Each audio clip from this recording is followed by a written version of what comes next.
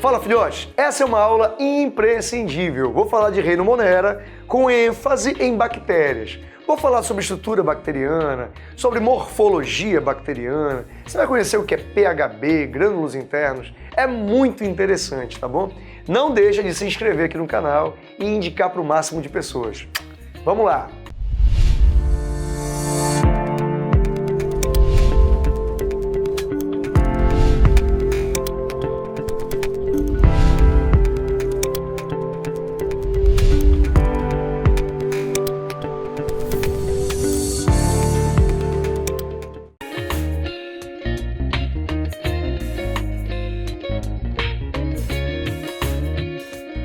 Fala, filhotes! Bom, essa aqui é a nossa aulinha agora para trabalhar reino Monera. Esse reino é muito interessante porque é só aqui que eu vou ter integrantes que tem célula procariota. Sabe o que é a célula procariota? É aquela célula que não tem carioteca. Então, o núcleo, o DNA, fica disperso no citoplasma, Não há membranas internas quando a célula é procariota.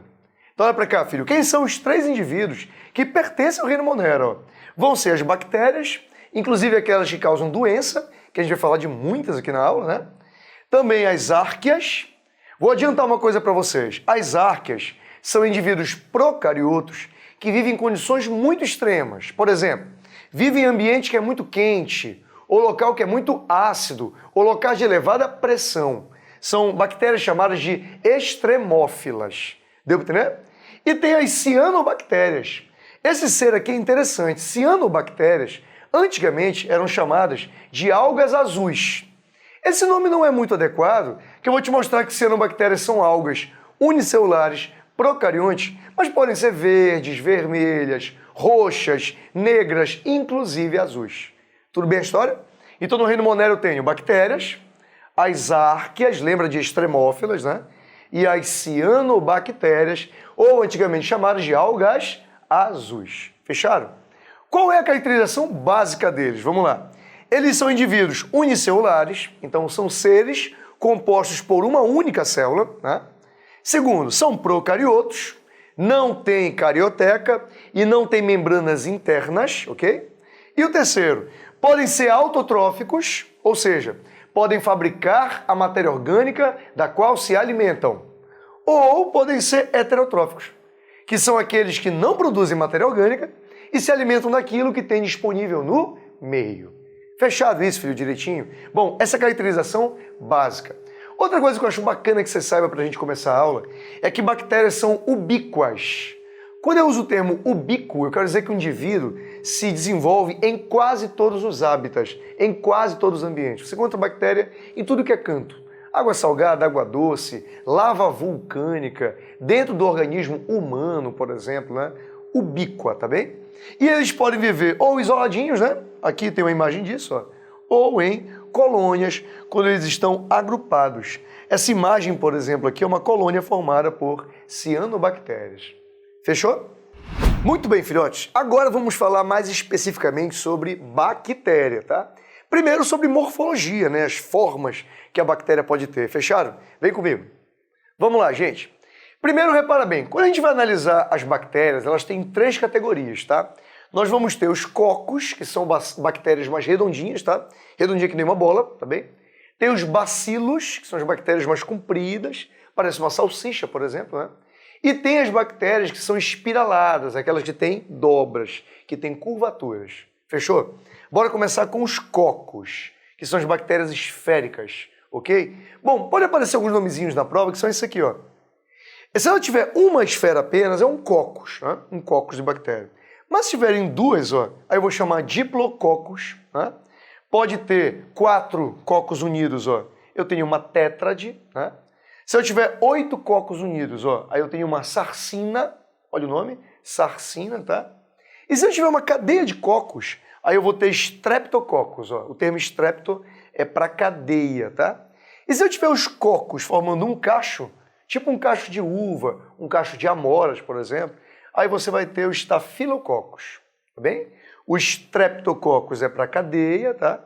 E o estafilococcus são para cachos, tá bem? Outro ponto, vem cá. Agora, as compridinhas, lembra salsichas, né? São chamados bacilos, tá? Elas são mais alongadinhas, parece um bago de arroz, ok? Então vamos lá. É possível ter um bacilo isolado, né, solto, mas é possível ter de dois em dois, ó. Esses são os diplobacilos, né? Eu posso ter cadeias de bacilos, ó. São chamados streptobacilos. Lembra que o termo strepto é para cadeia, né? E eu posso ter ainda cocobacilos. O que é isso? São bacilos que são mais estreitinhos e lembram cocos. Eles ficam próximos do formato esférico de um cocos. Daí o termo, ó, cocobacilo. Fechado a história? E o terceiro grupo é esse aqui, ó. São as espiraladas, aquelas que têm curvatura, tá bom? Aí vamos lá. Eu tenho os vibriões, ó. O vibrião colérico, a bactéria que causa cólera, por exemplo, tem esse formato aqui, ó. É como se fosse um bacilo dobrado, filho, formando a letra U. Entendeu direitinho? Eu também tenho os espirilos. O espirilo é helicoidal, é como um saca-rolha, tá? Só que o espirilo é como um saca-rolha fixo, rígido. E eu tenho as espiroquetas. Espiroqueta também é como um saca-rolha, tá? Ele é espiral, só que ele é mais flexível. Botei aqui, ó. Então, espirilo seria o saca-rolha rígido, né? Formato com rigidez. E a espiroqueta seria o formato de saca-rolha, só que com flexibilidade. Fechou direitinho? Muito bem, gente. Agora vamos pegar as bactérias e vamos analisar a estrutura delas, né? Como é que é a composição do que é feito, cada parte compõe esse ser vivo incrível. Bom, vamos começar assim, ó. Primeiro, as bactérias são seres que têm uma membrana plasmática envolvendo um citoplasma. Então, ó, membrana plasmática e citoplasma bem aqui, tá? E por fora da membrana plasmática, elas têm parede celular. Cuidado! Quando a gente fala de parede celular, vem na cabeça logo o vegetal, né? Mas não é igual, filho. Nos vegetais, a parede celular é feita de celulose. Celulose, tá? Que é um polissacarídeo, é um carboidrato. Aqui nas bactérias, não, tá? Aqui a parede celular é feita de peptídeo glicano. E essa molécula peptídeo glicano é formada por açúcar e proteína e é exclusiva dos procariontes. Fechou isso? Então, a bactéria, por fora da sua membrana plasmática, tem essa parede celular. Fechou? Vamos começar a estudar separadamente, né? Vamos pegar primeiro a membrana plasmática, que eu acho que a dúvida que deve ter na sua cabeça passou pela minha. Eu pensei, caramba, será que a membrana plasmática da bactéria é igual à minha membrana plasmática? E a resposta é, mais ou menos, tem diferenças. Vem cá, ó. Primeiro, ela é fosfolipoproteica, ou seja, ela tem aquela bicamada de fosfolipídio e tem proteína. O que ela não tem, que eu tenho, que nós eucariontes temos, é o carboidrato. A membrana plasmática dela não tem glicocálix. Não tem, filho. E olha uma dica para vocês muito fundamental para a prova. Todas as células que têm parede celular são desprovidas, não têm o glicocálix. Fechou, filho? Outra coisa, a membrana plasmática da bactéria não tem colesterol. Isso é importante tomar nota, tá? Não tem colesterol. Já na membrana dos animais tem, e a dela não tem colesterol, tá? Outro ponto curioso. Essa membrana plasmática vai ter uma proteína famosa chamada citocromo. Espera aí um pouquinho. Citocromo, filho, para quem esqueceu, são proteínas que fazem transferência de elétrons. Essa transferência de elétrons ela acontece na respiração celular e na fotossíntese. E é fundamental para gerar energia para formar o ATP. Então, olha que coisa curiosa. A gente vai aprender aqui na aula hoje que as bactérias não têm mitocôndria e não têm cloroplasto. Mas elas podem realizar respiração e fotossíntese. Como? Através dos citocromos localizados na sua membrana plasmática. Você entendeu? Tu consegue ver uma questão nisso? Fácil de cair, né? Fica atento. Outro ponto curioso, gente. A membrana plasmática tem permeabilidade seletiva? Tem, igual a nossa.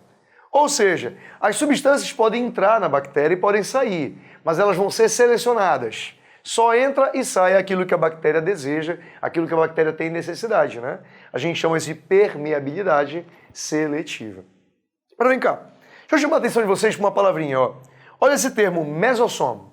O mesossomo é assim, ó. Em algumas bactérias, a membrana plasmática tem uma invaginação. Olha aqui na imagem, filho. Bem aqui, ó. Essa invaginação bem aqui, ó, chama mesossomo, tá? E quando o mesossomo estiver presente, cuidado, porque é ele que vai concentrar a maior quantidade de citocromos. Então é nele que vai acontecer a respiração celular ou a fotossíntese. Fechou?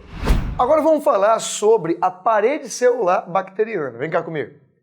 Primeiro, gente, essa parede ela é rígida, tá? Porque ela é feita de peptídeo glicano, tá bem? Peptídeo glicano, que é uma substância que vai estar presente só nos procariotos. Tá aqui, ó, peptídeo glicano, tá certo? Ela é feita de proteína e carboidrato, fechado? Bom, uma coisa curiosa, filho. No citoplasma das bactérias, olha que interessante, aqui eu tenho muitas micromoléculas. Muitas micromoléculas. Glicose, por exemplo. E as micromoléculas aumentam a pressão osmótica. Esqueceu o que é isso? Facinho. A pressão osmótica é aquela pressão que puxa a água para o interior. Então, como a bactéria tem muita micromolécula no citoplasma, ela acaba puxando água do meio. Ela tem alta pressão osmótica, tá? Essa pressão osmótica, ela chega a ser muito elevada. E isso poderia fazer a bactéria, receber tanta água que ela iria estourar. Quem não deixa a bactéria estourar, adivinha? É a parede celular. A parede celular é extremamente resistente e suporta uma pressão interna de 15 a 20 atm, de 15 a 20 atmosfera. Então nunca esqueça, filho. As bactérias têm pressão osmótica interna muito alta, puxam muita água. Só não rompem porque a parede celular não deixa. E aí tem um ponto curioso. É aí que entra o antibiótico. Isso é muito legal. A maioria dos antibióticos impede a produção de proteínas que compõem a parede celular. Então olha curioso, filho. Quando a bactéria se dividir em duas células filhas, essas células filhas não terão parede. E como a pressão osmótica é muito alta, elas vão absorver água e vão explodir. Você entendeu? Por isso que antibiótico é um medicamento que só mata bactérias. Tá claro isso? Outro ponto curioso, filho, vem cá comigo. Essa parede celular é legal de conhecer a composição básica dela, que é peptídeo glicano. Mas é bom também saber do que é composto isso. Ó. Ele é formado por mureína, mucopeptídeos, glicopeptídeos, das substâncias que são típicas exclusivas daqui dos procariotos. Vamos cá comigo? Outro ponto curioso. Agora vamos ver que algumas bactérias, eu falei, que além da parede celular, vão ter outra estrutura externa, que é isso aqui, ó, é a SPE. O que é o SPE? São substâncias poliméricas extracelulares. Você entendeu? São macromoléculas que ficam fora da célula. Então, SPE, repete comigo, substância polimérica extracelular. E elas podem ser três. Eu acho legal que você conheça isso. A primeira e mais citada em prova é a cápsula. Vamos lá, cápsula, que é isso aqui, ó. Seria essa massa rosinha, né, meio avermelhada, que está aparecendo bem aqui, ó. Seria a cápsula, tá bem? Bom, isso aqui são substâncias que ficam ligadas à parede celular e tem uma forma muito limitada, uma forma bem definida, tá? E é formada por polissacarídeos. Ele ajuda no quê, professor? Ajuda na resistência da bactéria e ajuda a protegê-la contra invasores e contra toxinas. Legal, ter a cápsula é vantajoso para a bactéria. O outro tipo é a camada mucosa. Repare bem, não é cápsula mais, tá? A camada mucosa é amorfa. O que é amorfa? É sem forma. É uma massa que fica meio gelatinosa, sabe? E além dela ficar meio gelatinosa, dispersa, ela não toca na bactéria. Olha que legal. Ela fica ao redor da bactéria, mas sem tocar nela. Deu para entender a história? Camada amorfa e vai ser feita de polissacarídeo. E tem a camada S. A camada S é muito interessante, olha só. Ela é feita, pessoal, de proteínas e glicoproteínas. Ela é bem rígida. A camada S é bem resistente, tá? E ela fica presa na parede celular, ajudando para dar sustentação. Sabe em quem a camada S é interessante? Ele é importante para as arqueobactérias. Por quê? Arqueobactérias não têm peptídeo glicano na parede. Então, como a parede delas é sem peptídeo glicano, é uma parede mais flexível, é menos forte. E aí a camada S, que é feita de proteínas, vai dar essa robustez, essa rigidez que a bactéria tanto precisa. Entendeu direitinho, filho? Ainda tem mais um detalhe, gente, vem cá. Preso na bactéria, você pode encontrar dois filamentos. Vamos lá. Existem os flagelos. Muito cuidado agora, filho. O flagelo, como o nome diz, a gente já pensa numa estrutura comprida, filamentosa, né? É um filamento proteico que bate para que a bactéria tenha movimentação, certo? Só que me veio uma dúvida. Eu pensei, caramba, bactérias são seres procariotos. E os procariotos não têm centríolo. Não tem, filho. Não tem centríolo. E eu pensei, poxa, como é que elas vão ter flagelo se elas não têm centríolo, não é? A explicação é simples. É que na bactéria o flagelo não é igual na nossa célula. O deles é formado por uma proteína que só tem em procariotos, chamada flagelina. Quer ver? Olha bem aqui, ó. O flagelo é composto por proteína flagelina que só existe em procariotos. Não vai esquecer, tá? Bactéria não tem centríolo. Fechado, filho? Outro ponto, vem cá. Às vezes aparece isso aqui nelas, ó. Parecem pelos, ó. Aqui eu tenho um flagelo representado, ó. E aqui tem estudos que lembram pelos, ó. O nome disso aqui pode ser fimbrias, ou pelos, ou simplesmente pili, tá? Fimbrias, pelo, pili, tá bem? Bom, são filamentos proteicos de novo, mas não tem nada a ver com locomoção. Cuidado, tá? Fimbria não tem nenhuma relação com locomoção. Ela está relacionada com duas funções.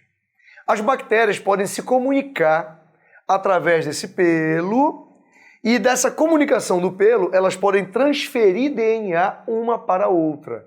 É o que nós chamamos de conjugação. Então, o pelo está relacionado com a troca de material genético. Outra coisa, o pelo também pode melhorar a aderência. Por exemplo, através dos pelos, a bactéria pode ter maior aderência para uma célula hospedeira na qual ela vai invadir. Fechado? Então, o flagelo está relacionado com a locomoção e o pelo está relacionado com troca de DNA e aderência. Fechado isso, filho? Agora vem cá comigo. Agora eu queria mostrar para vocês duas estruturas muito importantes que ficam dentro da bactéria, tá? No citoplasma da bactéria. O primeiro é o nucleóide. Muito cuidado agora, tá? O nucleóide é o DNA bacteriano, que é isso aqui, ó. E muito cuidado. Nas bactérias tem uma coisa muito exclusiva. É que o DNA delas fica de forma circular. Não é como o nosso, que é um filamento. O dela é circular, tá bem? É o único grupo de indivíduos que tem DNA circular. Outra coisa, no DNA dela não existem proteínas histonas. A histona é aquela proteína que o nosso DNA está entrelaçado, enrolado. Na bactéria não tem histona. Tá? Outra curiosidade, esse DNA principal aqui chamado nucleóide, né, é o chamado DNA cromossômico. Você vai dizer que aqui no DNA cromossômico é onde ficam os genes essenciais. Quando eu falar gene essencial, são genes que estão relacionados a três coisas. Estão relacionados com a reprodução da bactéria, com o crescimento bacteriano e com a nutrição da bactéria. Fecharam? Genes para reprodução, crescimento e nutrição ficam aqui nesse DNA cromossômico, né, no nucleóide. E mais uma coisa, os genes que nós temos nas bactérias, eles são formados por trincas de nucleotídeos, igual em nós, né? Só que em nós, dentro de um gene, existem trincas ativas, chamadas exons, e trincas inativas, chamadas introns. Bactéria não tem isso, filho. Se você pegar um gene bacteriano, todas as trincas são ativas. Ela só tem exons. Deu para entender esse direitinho? Bora repassar então? Então, o DNA, o nucleóide é o DNA cromossômico. É onde ficam os genes essenciais. Esse DNA é circular, não tem histonas e ele não tem introns. Tá claro? Agora vem cá comigo. Vamos conhecer isso aqui, ó. Olha essas rodelas de DNA bem aqui, ó. Isso são os plasmídios. Cuidado agora. Cada plasmídio, gente, é uma cópia circular do DNA bacteriano. Só que tem uma diferença. No plasmídio não há genes essenciais. No plasmídio não tem genes que têm relação com a reprodução, nutrição e crescimento. Não há, não há. Aí você vai dizer, peraí, professor, se o plasmídio não é essencial, eu posso falar que ele é inútil? Não, muito longe de ser. O plasmídio pode estar relacionado a duas funções incríveis. Primeira, filho, é o plasmídio que está relacionado com a fixação do nitrogênio atmosférico. Isso é muito importante para a prova. Só quem pode fixar nitrogênio atmosférico são bactérias e cianobactérias. E a bactéria faz isso através do seu plasmídio. Outra, no plasmídio bacteriano pode ter genes que conferem resistência contra antibióticos. Muito cuidado com isso, tá? Então, muitas bactérias são resistentes à tetracilina, à amoxicilina, por exemplo. Por quê? Porque tem genes de resistência que ficam no plasmídio. E outra coisa curiosa, o plasmídio pode ser transferido da bactéria para um outro organismo. Então, por exemplo, quando nós colocamos gene humano em uma planta, por exemplo, a gente usa uma bactéria como vetor. Primeiro você coloca o gene humano no plasmídio bacteriano e depois a bactéria vai transferir esse plasmídio para o outro ser vivo.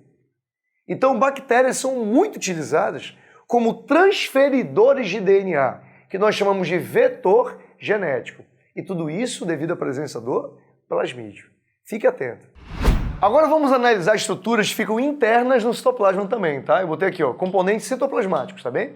Vamos lá. Eu separei 4 que são os mais importantes. Primeiro são os ribossomos. Bactéria só tem uma organela, filho, que é o ribossomo, para fazer o quê? Síntese proteica. E olha, cuidado. Nos eucariotos, o ribossomo é do tipo 80S. E nos procariotos, o ribossomo é 70S. Tanto que, olha uma curiosidade, filho. A gente sabe hoje que mitocôndrias e cloroplastos eram procariotos que foram fagocitados, né, por células eucariontes. E a maior prova disso é que eles têm DNA próprio, circular, e eles têm ribossomos próprios, do tipo 70S. Esse ribossomo é típico de quem? Dos procariotos. Fechou, filho? Outro ponto marcante, gente. Eles vão ter grânulos. Vamos lá. Lembra que eu falei para vocês que a pressão osmótica na bactéria é muito alta, porque ela tem muitas micromoléculas que estão aqui no citoplasma? Muito bem. Para diminuir um pouco a quantidade dessas micromoléculas, algumas se reúnem formando grânulos. Então, grânulos são substâncias de reserva ou são subunidades de macromoléculas.